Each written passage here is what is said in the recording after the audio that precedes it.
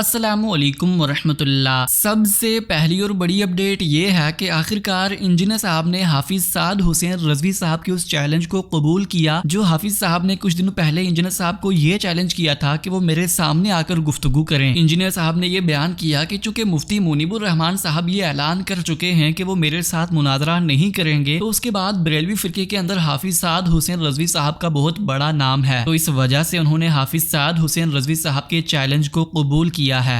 हाफिज साद रजवी साहब हाफिज़हुल्लाह ताला ने ये अपनी जुबान से बात की है कि मैं इंजीनियर को उस वक्त मानूंगा जब ये मेरे सामने बैठे। अब इस दावे से इनको भागना नहीं चाहिए, क्योंकि उन्होंने साथ बोला था कि जड़ियां का मैदान भी पता लगता है, यानी जवानों का पता चलता है जब वो मैदान में उतरे। ये बात उन्होंने खुद की है, लेकिन इस दफा शेर निकल आया अल्लाह दे फजल। हाँ, किसी पे लेके ना रहना। ये कहते रहते थे ना कि जी सामने बिठा दो सामने बिठा दो, और मैं हमेशा ही कहता था कि अपने बड़े मुफ्ती से वीडियो बनवाओ, ठीक है। लेकिन अब चूंकि बरेलवियों का बड़ा मुफ्ती मुनीबुर रहमान साहब, उन्होंने तो अनाउंसमेंट कर दिया कि ना मैंने खुद मुनाजरा करना है ना किसी के हक में वीडियो बना के देनी है, उन तो लाने बरात कर दिया। अब जरा कि फिर इनके लिए एक मामला एक स्टेप नीचे आ जाएगा। एक स्टेप नीचे आए तो दूसरे नंबर पर फिर साद रिजवी साहब ही बनते हैं, ज़ाहिर है ड्राइविंग सीट के ऊपर बैठे हैं, और उन्होंने खुद कहा है कि मेरे सामने ही बैठे। तो साद रिजवी साहब हाफिज़हुल्लाह ताला के इस चैलेंज को मैं कबूल करने का ऐलान करता हूं, इस ब्राउन पगड़ी के साथ इंशाल्लाह यही पहन के बैठूंगा सामने। अब साद रिजवी साहब की जिम्मेदारी है, जिस तरह उन्होंने कहा था ना कि ये जड़ें तो सामने बैठे, साद रिजवी साहब हम तैयार हैं सामने बैठने के लिए। किसी भी इतवार को आप यहां तशरीफ ले आए, अपनी सिक्योरिटी ले आए साथ, और यहां पे सिक्योरिटी का इंतजाम हम करेंगे। मैं इंशाल्लाह डीपीओ से बात कर लूंगा और आपकी सिक्योरिटी का पूरा बंदोबस्त होगा। अपना कैमरामैन ले आए, सामने बैठ के बात करें किसी भी इतवार को जहां आपको आसानी हो। हमारी अकेडमी में रब्ता कर सकते हैं, लेकिन फिर वक्त ये करेंगे चूंकि आपके उस चैलेंज के ऊपर मैंने ये वीडियो रिकॉर्ड करवा दिया है, आप भी जवाबन जो है वो वीडियो रिकॉर्ड करवा के कोई टाइम फ्रेम बता दें, एक्जैक्ट तारीख ना बताएं कि कौन सी इतवार को आएंगे, जरा फिर पब्लिक इकट्ठी हो जाती है। लेकिन आप ये बता दें कि मैं इंशाल्लाह आने के लिए तैयार हूं, और अगर यहां आने में कोई मसला है तो लाइव भी बात की जा सकती है। हमारा लाइव सेशन रोजाना चलता है, सैटरडे संडे को छोड़कर बाकी 5 दिन इशा की नमाज के बाद शायद, और बिलाल का जो चैनल है उस पर, वहां पे भी आप लाइव आ सकते हैं। लेकिन ये आखिरी हाल है। पहले तो ये वो जड़े वाली जो बात आपने की थी ना, तो आप भी जड़े बने और सामने बैठने के लिए तैयार हो। आपको तो सिक्योरिटी अवेलेबल है, आपके साथ अपने लोग भी हैं, गवर्नमेंट की तरफ से भी है, जरा एक पॉलिटिकल जमात के हेड के तौर पर आपके लिए तो कोई मसला नहीं है। मसला तो मेरा है ना। तो आप जेल अकेडमी तशरीफ ले आए, यहां बैठ के इंशाल्लाह ताला बात कर लेंगे।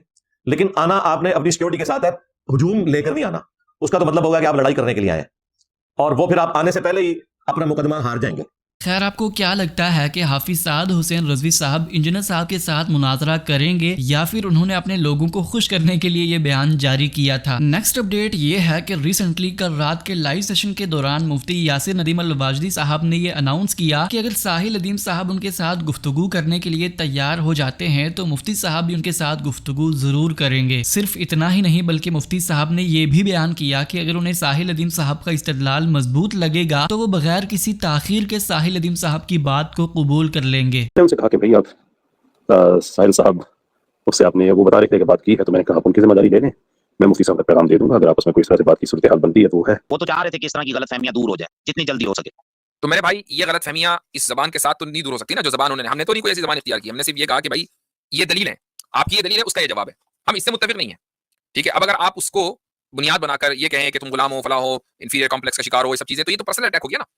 तो यही बात है। लेकिन फिर भी I am more than willing to discuss these issues with him. मैं चाहूंगा कि अगर कोई गलतफहमी है, बहुत ही अच्छे माहौल में हमारी बात उन तक पहुंचे, और अगर कोई डिसएग्रीमेंट है तो वो डिसएग्रीमेंट उसको समझें, उसको एक्नॉलेज करें। और मैं अगर उनके साथ कभी गुफ्तगू करूंगा तो मैं पहले ही इस नियत के साथ गुफ्तगू करूंगा कि भाई अगर उनकी कोई बात मुझे समझ में आएगी मैं फौरी तौर पर एक्सेप्ट करूंगा, एलानिया एक्सेप्ट करूंगा। ऐसे ही मैं उनसे भी ये मुतालबा करूंगा कि अगर कोई बात उन्हें हमारी समझ में आ रही है तो वो उसको एलानिया एक्सेप्ट करें। नेक्स्ट अपडेट ये है कि आखिरकार हसन इलियास साहब ने कैसर अहमद राजा साहब का नाम लिए बगैर उनको जवाब दिया। आप तमाम भाइयों को याद होगा कि बहुत अरसा पहले कैसर अहमद राजा साहब ने मुसलमा कज़्ज़ाब के दावा नबूवत से ये इस्तदलाल किया था कि चूंकि सहाबाए किराम ने उनको काफिर डिक्लेयर करने के बाद उनके खिलाफ जंग की थी, तो इस वजह से हम भी कादियानियों को काफिर कहते हैं। तो आखिरकार हमजा अली अब्बासी साहब के साथ पॉडकास्ट के दौरान हसन इलियास साहब ने वाज़ेह तौर पर यह बयान किया कि मुसलमा कज़्ज़ाब दावा नबूवत करने के साथ साथ ये दावा हरगिज नहीं कर रहा था कि वो मुसलमान है। उसने तो नबी अलैहिस्सलाम के पैरेलल में एक और नबी होने का दावा किया, जबकि दूसरी तरफ कादियानी खुद को मुसलमान होने का दावा करते हैं। मुसलमा कज़्ज़ाब जो थे, उन्होंने जो नबूवत का दावा किया था, दावा करने के बाद ये कहा था कि मैं खत्म नबूवत पर ईमान रखता हूँ, और उसके बाद मैं तावील कर रहा हूँ कि रसूलुल्लाह के बाद मेरे ऊपर भी रिसालत आ गई है। Very important. उस शख्स ने तो ये कहा रसूलुल्लाह की मौजूदगी में कि इस नबूवत में मुझे भी शरीक कर लो, गोया मैं भी आपके साथ नबूवत में एक जॉइंट वेंचर शुरू करते हैं। उसने ये कहा, क्या मुसलमा कज़्ज़ाब ये कहता था कि मैं मुसलमान हूँ, और मुसलमान होते हुए मैंने खत्म नबूवत की आयात और रिवायात और सूफिया के तसव्वुरात की रोशनी में गैर तशरीह नबूवत का नुक्ता नज़र पैदा करने के बाद एक ताबे नबी की हैसियत से आज मैं दावा कर रहा हूँ। नहीं, वो तो कहता था कि मैं अपना एक तसव्वुर लेकर आ रहा हूँ। तो पहली बात जो मुमासलत पैदा की जा रही है मुसलमा कज़्ज़ाब से और मुसलमानों के उन ग्रोहों से, सिर्फ अहमदियों को मत शामिल करें ना, मुसलमानों के उन ग्रोहों से जिनके यहाँ शिर्क या कुफर पाया जाता है, تو ان دونوں کی موافقت پیدا نہیں ہوتی کہ اس لیے مسلمہ کذاب مسلمان بن کے نہیں کھڑا ہوتا. یہ پہلی بات. دوسری بات یہ ہے کہ سیدنا ابوبکر کے زمانے میں جس وقت اس کا خاتمہ کیا گیا تو یہ بات ذہن میں رکھیں کہ مسلمہ کذاب کوئی نبوت کا دعویٰ نہ کرتا اور پرسکون انداز میں عرب میں بیٹھ کر گھر کے اندر اپنی مالا جبرا ہوتا, تب بھی اس کا یہ انجام ہونا تو جو ہوا. کیوں؟ کیونکہ پیغمبر کے جو مخاطبین ہوتے ہیں اتمام حجت کے بعد, میں نے عرض کیا تھا کہ اتمام حجت کے بعد دنیا میں عدالت لگتی ہے, دنیا میں عذاب آتا ہے.